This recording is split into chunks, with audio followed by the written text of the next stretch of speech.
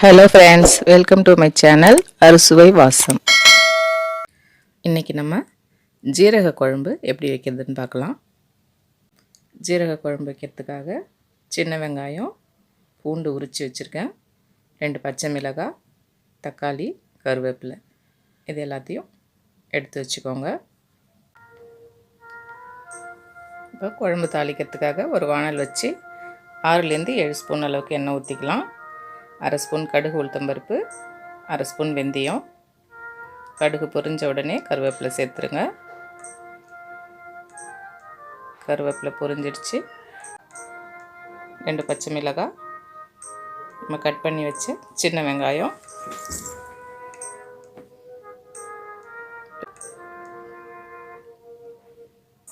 கூடவே பூண்டு சேர்த்துக்கோங்க. ஒரு 20 பல் பூண்டு தட்டி வச்சுருக்கேன், அதையும் சேர்த்துடலாம். இப்போ வெங்காயம் நல்லா வதங்கட்டும். இந்த ஸ்டேஜில் நம்ம குழம்புக்கு தேவையான உப்பு சேர்த்துடலாம்.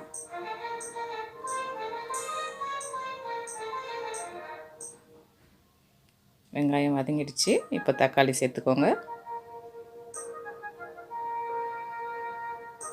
தக்காளி நல்லா மசியாக வதங்கணும்.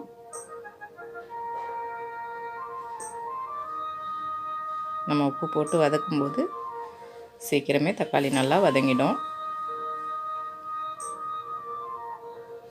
இப்போ நம்ம குழம்புக்கு தேவையான மிளகாத்தூள் சேர்த்துடலாம்.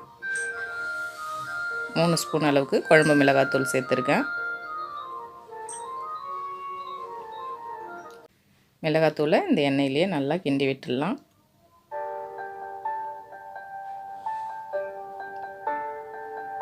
கொஞ்சம் ட்ரையாக இருந்துச்சுன்னா கொஞ்சம் எண்ணெய் ஊற்றிக்கோங்க. நல்லா கலந்து விட்டுட்டு இப்போ புளி தண்ணி சேர்த்துடலாம். ஒரு லெமன் சைஸ் புளி எடுத்து ஊற வச்சு கரைச்சி தண்ணி எடுத்து வச்சுருக்கேன்.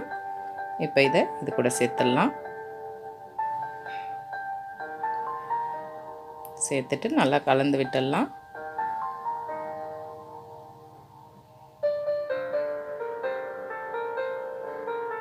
கலந்து விட்டு மூடி வச்சுருங்க.